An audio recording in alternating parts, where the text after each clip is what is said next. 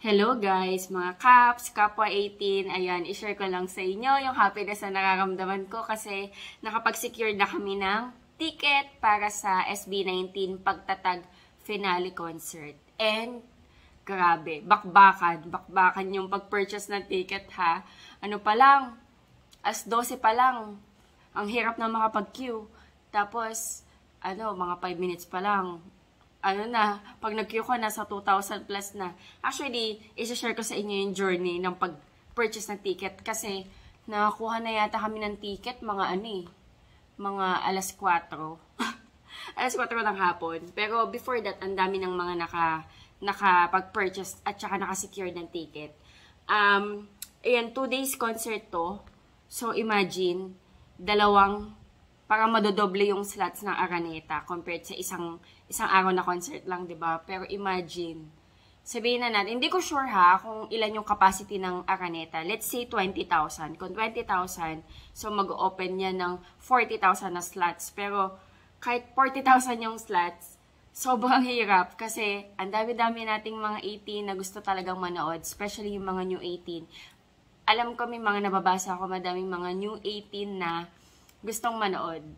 Ayan, and nakakatawa naman. Nakakatawa din kasi talagang makikita mo na successful na yung SB19, successful na yung Mahalima kasi madami na tayong kaagaw sa ticket kapag nagko-concert sila. Ito yung 4th time na manonood ako sa kanila ng live and madami akong nakikita sa Facebook, sa Twitter, sa Instagram, sa TikTok na yung iba nga, mga first time manonood. So, nakakatawa din. Kasi madami yung gusto talaga silang panoorin ng live.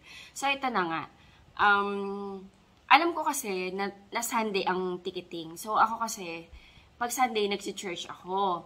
So, ini-imagine ko na pagdating ng alas 12, mahina yung net ko. So, ako, tsaka yung sister-in-law ko, na hindi rin available nung araw ng oras ng alas 12, nakiusap kami sa kakilala namin na pipila sa outlet para bilhan kami ng ticket. So, nag-Gcash na lang ako ng pambayad, ganyan. So, ayun na nga, dahil alam namin na may pipila sa outlet para sa amin, medyo kampante na kami na, mga ka-secure na to kasi, pa lang, guys, Sabado pa lang ng gabi, nandun na sila sa pilahan. Yung friend ko na pumunta, si Shella. Hi, Shella. Actually, best friend siya ng kapatid ko. Pero, naging fan siya ng SB19. And, na-meet ko siya nung last na SB19 Half a Decade concert. So, ayun. And this time, manonood din siya. So, nakisuyo ako sa kanya. So, gabi pa lang ng Saturday, nag-camping na sila sa Fisher Mall siya pumunta na outlet Fisher Mall. And sabi niya, pang 26 na daw siya na nakapila. Pero alam ko guys, Friday pa lang ng gabi, may mga nagka-camping na sa Araneta. And sa lahat ng mga outlets na SM outlets na pwedeng pagbila ng SB19 na ticket, ang dami nang nag-camping, which is understandable naman dahil madami rin gustong kumuha ng VIP standing. So, talagang unahan sila. Tsaka mahirap din, kahit nga ibang mga seat plante, mahirap agad makakuha.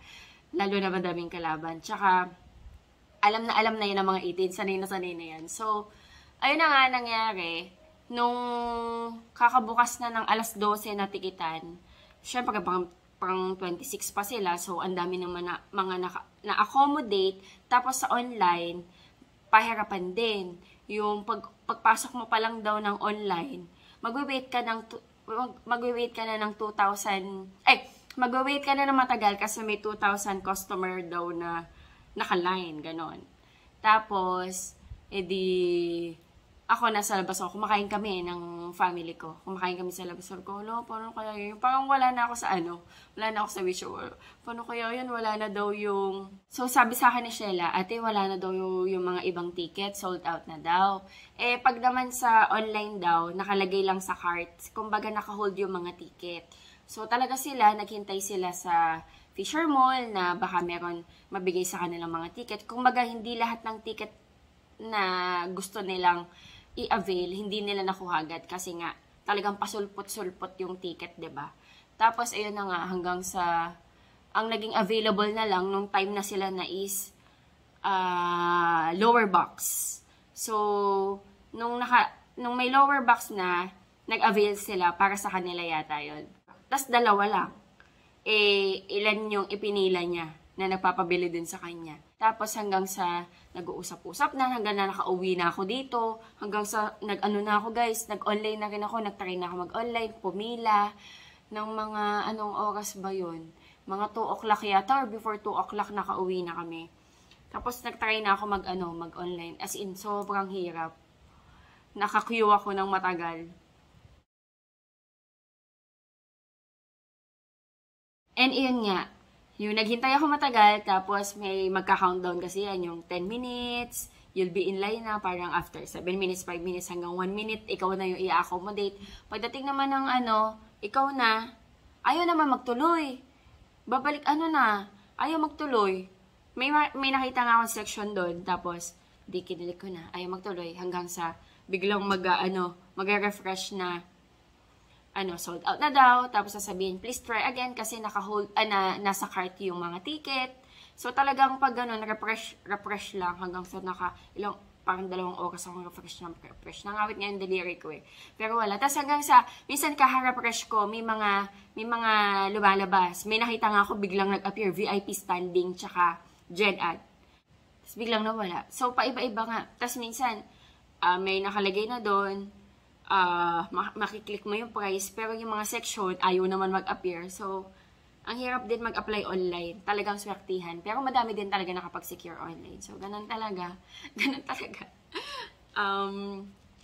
Ganun talaga pag SB19. Talagang keypad warrior yung mga 18 kapag dating ng concert. Ayan, mga ganyan. Hanggang sa umabot ng alas 4. Tapos, hanggang mga 3:30. Tapos sabi ko kay Sheila, kasi nag-check din kami sa mga Facebook na mga update.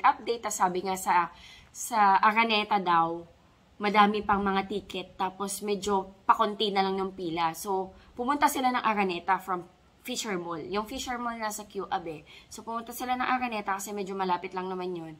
So, dun sila naka-avail. Ng ticket naman para sa amin na na lang, upper box. Kasi that time, upper box na lang, tsaka Gen Ad na lang yung mga available. VIP standing, pasulpot-sulpot. Kahit sa system, pasulpot-sulpot, yung VIP standing, tsaka VIP seated. Meron nga ako nakita parang alas 5, nakapag-purchase pa siya ng VIP seated eh. So, yung iba talaga na-hold, tapos biglang lilitaw. Ganun yung nangyayari. Tapos, yun yung time na sila na yung nakapila, upper box na lang yung available. So, yun na yung naging ticket namin ng sister-in-law ko. So, yan. Meron na tayong ticket, upper box. Sa akin, okay lang naman din mag-upper box kasi na-experience ko naman na din sila makita ng malapitan kasi nga for the last 3 times na napanood ko sila, lagi ako naka-VIP standing.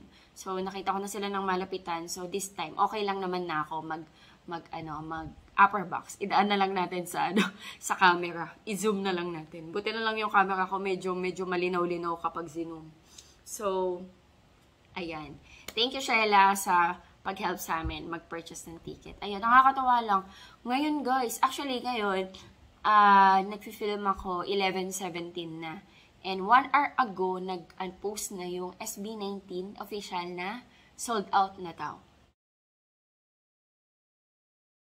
Pero, based on my experience alam ko may mga iba pang slot dyan na nakalaan para sa mga sponsor nila. Ewan ko lang kung maglalabas yung mga ibang sponsor nila ng ticket. Kasi, like for example, before, may slot para sa Dunkin. Tapos yung Dunkin, magkakaroon sila ng promo, ganyan-ganyan. Tapos libreng ticket. Sa mga hindi nakasecure ng ticket, abang-abang kayo sa mga promo or pakulo ng mga sponsor ng SB19. Kasi malamang meron yan mga pamigay na ticket. Ayan. Or mga free ticket. Basta mag-avail kayo ng mga items nila. Abangan natin. Kasi before mga ganyan yung mga nangyayari. Pero for now, siguro sa mga ticket outlet and then sa site, sold out na talaga. Tapos ingat na lang tayo guys sa mga scammer. And huwag kayong magpo-post ng mga ticket nyo na nakashow yung barcode. Kung gusto nyong i-post, okay lang naman, wala namang problema. Pero i-blur nyo yung barcode kasi dyan pwedeng manakaw yung ano nyo, yung ticket nyo. Baka mamaya mauna pa pumunta ng Araneta kaysa sa inyo. So, kung magpo-post man kayo, tanggalin nyo yung mga important na na kailangan. Para safe tayong lahat. And abang-abang lang din kayo sa mga magbebenta kasi baka mamaya may mga nadoble ang bili ng ticket. So, abang-abang na lang din kayo sa mga magbebenta. Sa mga hindi nakasecure ng ticket. Kasi for sure may mga magbebenta pa niyan. Like for example, naka-avail ng Gen Ad, gusto pala VIP standing. Pag meron siyang nakita na nagbebenta ng VIP standing, for sure ibebenta niya yung Gen Ad. Pero yun nga, mag-ingat kayo and huwag kayo magpapaloko sa mga scammer. Kung bibili kayo sa mga ganong ticket, paalala lang, mag-ingat kayo. Kung pwede, kayo kaliwaan. Mahirap yung magpapadala kayo ng GCash tapos hindi pala masasend na sa inyo yung mga ticket. So, mahirap na. Siguro mas maganda kaliwaan. And ingat din tayo, paalala sa mga scalpers dyan na nagkalat. Ingat kayo, huwag kayong papatol na bumili ng sobra-sobra yung patong sa ticket kasi for sure, sobrang dami na namang bumili ng mga sobrang ticket tapos ibebenta ng mas mahal. So, huwag kayong papatong sa ganun para hindi na sila umulit. Para malugi sila. Hindi na sila umulit kasi for sure, isa yan sa mga pumila ng maaga para makapagbenta ng mas mahal. Pinagkakakitaan nila. Ayun lang, na-share ko lang sa inyo yung happiness na nakapag-secure na ng ticket, at least wala na masyadong iisipin. Ay nga pala, nakalimutan kong sabihin. Day 1 ako, May 18, Saturday yung kinuha naming ticket kasi mahirap pag Sunday dahil taga Bataan pa ako. Tapos yung kasama ko, taga Manila lang din naman. Pero ako kasi taga Bataan ako. Tapos yung isa ko pang kasama na sa Gen Ad yung nakuha niya is taga Bataan din. So, mahihirapan kami na pag Sunday, kasi kinabukasan, may pasok naman yung anak ko, so, kailangan ko mag-asikaso. Mahirap mapuyat. So, pinaka-best choice na kukuhanin talaga sa akin, sa part ko is Saturday. So, day 1 tayo. Ayan. Ayun, na-share ko lang yung happiness na nakasecure ng ticket. Thank you so much sa panonood. And, ayan, see you sa day 1, mga Caps, Kapwa 18, and of course, SB19. Bye-bye!